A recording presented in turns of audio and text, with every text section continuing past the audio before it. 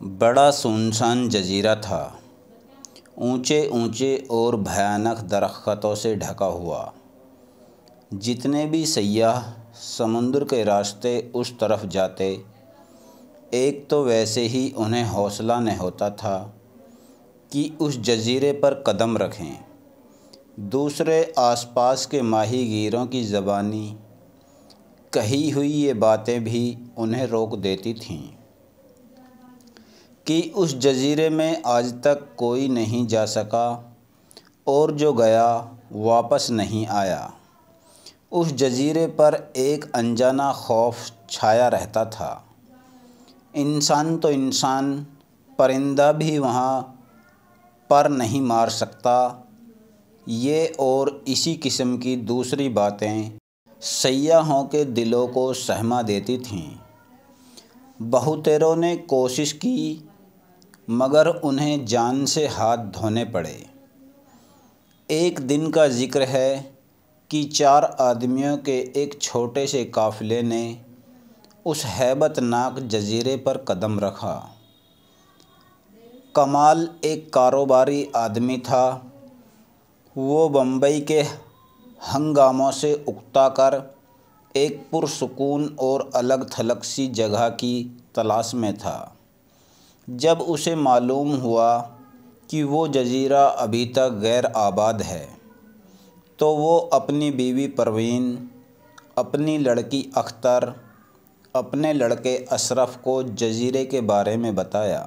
دونوں بھائی بہن نے جو یہ بات سنی تو بے حد خوش ہوئے، کیونکہ ان کے خیال میں اس جزیرے پر ایک چھوٹے سے گھر میں کچھ وقت گزارنا جنت میں رہنے کے برابر تھا۔ آخر کار وہ دن آ ہی گیا جب کمال اپنے بچوں کے ساتھ اس جزیرے پر اترا۔ جزیرہ اندر سے بہت خوبصورت تھا۔ جگہ جگہ پھولوں کے پودے لہلہا رہے تھے۔ تھوڑے تھوڑے فاصلے پر پھلدار درخت سینہ تانے کھڑے تھے۔ اونچے اونچے ٹیلوں اور سبز گھاس والا جزیرہ بچوں کو بہت پسند آیا، مگر اچانک کمال نے چونک کر ادھر ادھر دیکھنا شروع کر دیا۔ اسے لگا جیسے کسی نے ہلکا قہقہا لگایا ہو۔ پہلے تو اس نے اس بات کو وہم سمجھ کر دل میں جگہ نہیں، مگر دوبارہ بھی ایسا ہی ہوا تو اس کے کان کھڑے ہوئے۔ اس نے دل میں سوچ لیا کہ ماہی گیروں کی کہی ہوئی باتوں میں سچائی ضرور ہے، مگر اس نے بہتر یہی سمجھا کہ اپنے اس خیال کو کسی دوسرے پر ظاہر نہ کرے۔ اگر وہ ایسا کرتا تو بچے ضرور ڈر جاتے۔ جب تک دن رہا وہ سب جزیرے کی سیر کرتے رہے۔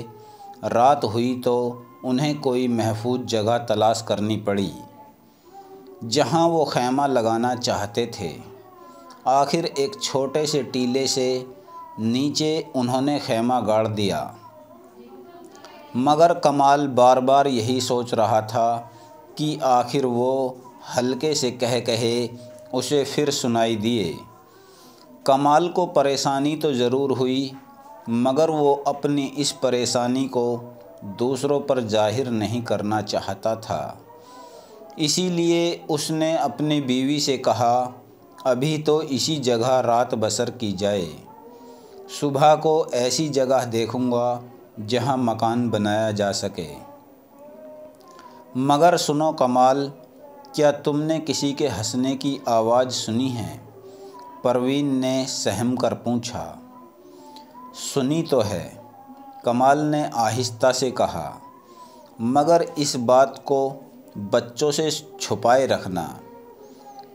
میرے خیال میں ماہی گیر ٹھیک کہتے تھے، مگر ڈرنے کی کوئی بات نہیں۔ میں اتنا بزدل نہیں ہوں کہ ان معمولی باتوں سے گھبراؤں۔ ابھی وہ باتیں کر ہی رہے تھے کہ اشرف نے سہم کر کہا ابا میں نے کسی کی ہنسی سنی ہے، اور یہ ہنسی بہت قریب ہی سے سنائی دی ہے۔ کیا بات ہے، کہیں یہاں بھوت ووت تو نہیں ہے؟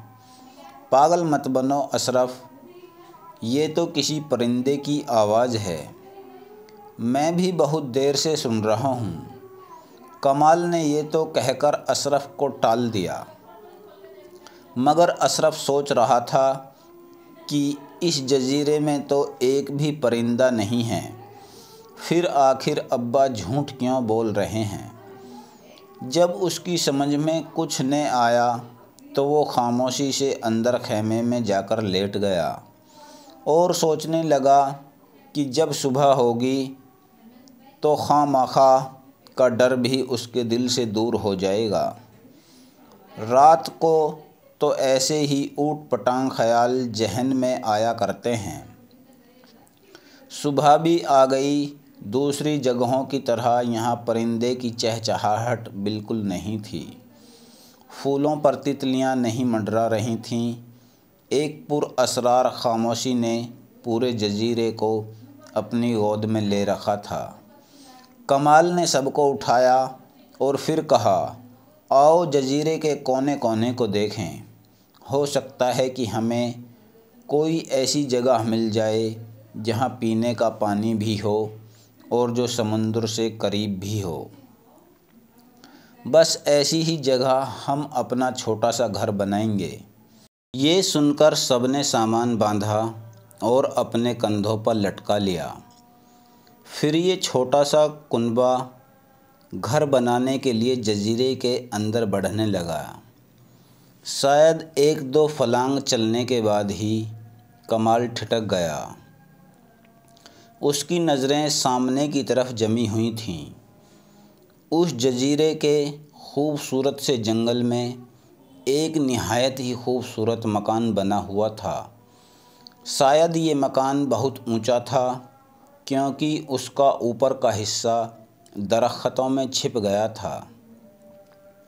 اس کے علاوہ وہ سب سے زیادہ حیران کرنے والی بات یہ تھی کہ یہ مکان بالکل شیشے کا نظر آتا تھا، گو اس کی دیواروں کے آر پار کوئی چیز نظر نہیں آتی تھی، لیکن دیواروں کی چمک بتاتی تھی کہ وہ شیشے کی بنی ہوئی ہیں۔ بالکل سامنے ایک دروازہ تھا اور دروازے کے آگے ننھی منھی سی رویش تھی۔ ابا یہ مکان کس کا ہے؟ اختر نے پہلی بار پوچھا۔ کوئی نہ کوئی یہاں رہتا ضرور ہے، کمال نے جواب دیا۔ ماہی گیر غلط کہتے تھے کہ یہ غیر آباد جزیرہ ہے۔ ارے مگر دروازہ تو کھلا ہوا ہے۔ اشرف نے حیرت سے کہا، آ جائیے، اندر آ جائیے، میں تو برسوں سے آپ کا انتظار کر رہا ہوں۔ ایک بھاری آواز اندر سے آئی۔ چلیے اندر چل کر تو دیکھیں کون ہے، کوئی ہمیں بلا رہا ہے، پروین نے کمال کے کان میں کہا۔ کمال نے آہستہ سے دروازہ کھولا اور پھر اس کے ساتھ ہی ایک ایک کر کے سب اندر داخل ہو گئے۔ اندر کا منظر دیکھ کر وہ حیران رہ گئے کیونکہ اس شیشے کے کمرے میں فرنیچر بالکل نہیں تھا اور کمرہ خالی تھا۔ ان کے اندر داخل ہوتے ہی اچانک دروازہ بند ہو گیا۔ کمال نے جلدی سے آگے بڑھ کر دروازہ کھولنے کی کوشش کی، مگر یہ دیکھ کر اس کی حیرت کی انتہا نہ رہی کہ دروازہ باہر سے بند ہو گیا ہے اور اب کھل نہیں سکتا۔ یکایک وہی قہقہے پھر سنائی دینے لگے۔ پہلے ان کی آواز مدھم تھی مگر اب بہت تیز تھی۔ یہ قہقہے کس کے ہیں؟ کون ہنس رہا ہے؟ کمال نے چلا کر پوچھا، مگر اس کی آواز شیشے کے مکان میں گونج کر رہ گئی۔ چند منٹ کے بعد شیشے کی دیواروں کے باہر کا منظر نظر آنے لگا۔ اور کمال نے دیکھا کہ باہر جنگل میں دھواں زمین سے اٹھ رہا ہے۔ بڑھتے بڑھتے یہ دھواں آسمان تک جا پہنچا اور پھر اس دھوئیں نے انسان کی شکل اختیار کر لی۔ ان لوگوں کو شیشے کے مکان میں دیکھتے ہی انہوں نے قہقہے لگانے شروع کر دیے۔ اس کے سر پر ایک لمبی سی چوٹی تھی جو اس کے کندھوں پر جھول رہی تھی۔ میں آزاد ہوں، میں آزاد ہوں، ہا ہا ہا ہا، اس لمبے آدمی نے قہقہے لگاتے ہوئے کہنا شروع کیا، میں آزاد ہوں۔ اے اجنبی، جانتے ہو میں 500 سال سے اس شیشے کی بوتل میں بندھا تھا، لیکن آزاد ہوں، ہا ہا ہا ہا۔ لیکن تم ہو کون اور ہمیں اس طرح قید کرنے سے تمہارا مطلب کیا ہے؟ کمال نے پوچھا۔ میں جن ہوں، میں دنیا کا ہر وہ کام کر سکتا ہوں جو تم نہیں کر سکتے۔ 500 سال پہلے ایک ماہی گیر نے مجھے ایک موٹی سی بوتل کے قید خانے سے نکالا تھا، اور جب میں نے اسے کھانے کا ارادہ کیا تھا تو اس کمبخت نے مجھے دھوکے سے بوتل میں بند کر دیا تھا۔ میں وہی جن ہوں اجنبی، سمجھے؟ مگر یہ تو ایک من گھڑت کہانی ہے، پروین نے کہا۔ بہت سے افسانے دراصل حقیقتوں سے ہی جنم لیتے ہیں، جن نے کہا۔ ماہی گیر نے مجھے بوتل میں قید کیا تھا، وہ 500 سال کے بعد ٹوٹ گئی۔ میں پھر آزاد ہو گیا اور میں نے کچھ ایسے کام کیے جن کی بدولت مجھے بڑی طاقتوں نے پھر سے اس بوتل میں، اس جزیرے میں قید کر دیا۔ میری آزادی کی شرط یہ رکھی گئی کہ ادھر کوئی انسان اس جگہ آ کر میری جگہ لے تو میں آزاد ہو سکتا ہوں۔ اور اس لیے آج اے بیوقوف اجنبی، تم نے مجھے آزاد کیا ہے اور اب میری جگہ تم اس بوتل میں قیدی ہو، ہا ہا ہا ہا۔ خدا کی پناہ، تو کیا یہ مکان بوتل کی شکل کا ہے؟ کمال نے ادھر ادھر دیکھتے ہوئے کہا۔ اب میں دوبارہ قیدی بننے کی غلطی نہیں کروں گا، جن نے کہا۔ اب دوبارہ میں قید نہیں ہوں گا، ہا ہا ہا ہا ہا ہا۔ یہ سنتے ہی کمال کی بری حالت ہو گئی۔ اس نے دیوانوں کی طرح جلدی سے آگے بڑھ کر اس شیشے کے دروازے پر زور کی ایک لات رسید کی، مگر نتیجہ کچھ نہ نکلا۔ ہمت ہار کر وہ بے بسی سے جن کے مسکراتے ہوئے چہرے کو دیکھنے لگا۔ بے وقوف اجنبی، تم اب یہاں سے کبھی باہر نہ نکل سکو گے، تم زندگی بھر کے لیے قید ہو گئے ہو۔ اچھا، اب میں چلتا ہوں، مجھے بہت سے کام کرنے ہیں۔ جب تم خود مجھ سے جانے کے لیے کہو گے اس وقت جاؤں گا، اسی لیے مجھے اجازت دو۔ ابھی آپ کو اجازت نہیں مل سکتی کیونکہ آپ مجھے ایک شریف جن معلوم ہوتے ہیں، اختر نے حوصلہ کر کے کہا۔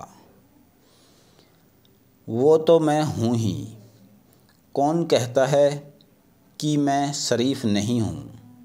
بولو، اگر آپ شریف ہیں تو ٹھہریے اور میرے ایک سوال کا جواب دیجیے۔ یہ ایک پہیلی ہے، اگر آپ نے اس پہیلی کا ٹھیک جواب دے دیا تو ہم اپنی مرضی سے یہیں قید ہو جائیں گے، اور اگر آپ نے صحیح جواب نہیں دیا تو مجھے امید ہے کہ آپ اپنی شرافت کا مظاہرہ کریں گے اور ہمیں جانے دیں گے۔ کہانیوں میں نے یہی پڑھا ہے کہ شریف جن قول دے کر نہیں مکرتے۔ میں آپ کو 3 موقع دوں گی، اگر تینوں بار صحیح جواب نہ دے سکے تو آپ ہار جائیں گے۔ بولیے، منظور ہے؟ آپ خاموش کیوں ہیں؟ کیا آپ ڈرتے ہیں؟ یہ سن کر جن بڑے زور سے ہنسا اور اس کی ہنسی سے جنگل کے درخت لرزنے لگے۔ اس کے بعد وہ گھٹنوں کے بل زمین پر بیٹھ گیا اور اپنا منہ شیشے کی دیوار کے پاس لا کر زور سے کہنے لگا، میں ڈرتا ہوں، ہا ہا ہا ہا، میں جو پوری دنیا کا مالک ہوں، تم جیسی ننھی سی گڑیا سے ڈر جاؤں گا، ہا ہا ہا ہا، میں دنیا کا سب سے عقل مند جن ہوں۔ اپنی شرافت کا مظاہرہ کرتے ہوئے میں تمہیں اس کی اجازت دیتا ہوں کہ تم مجھ سے اپنی پہیلی پوچھو۔ بولو، وہ کیا پہیلی ہے؟ کمال، پروین اور اشرف حیرت سے اختر کو دیکھ رہے تھے، جو اتنے بڑے جن سے مقابلہ کرنے کو تیار تھی۔ وہ کیا چیز ہے جو پوری دنیا کو گھیرے ہوئے ہے؟ زمین پر، سمندر میں، ہوا میں، خلا میں، سب جگہ موجود ہے۔ تم اسے دیکھ سکتے ہو مگر دیکھ نہیں سکتے، تم اسے محسوس کر سکتے ہو مگر محسوس نہیں کر سکتے۔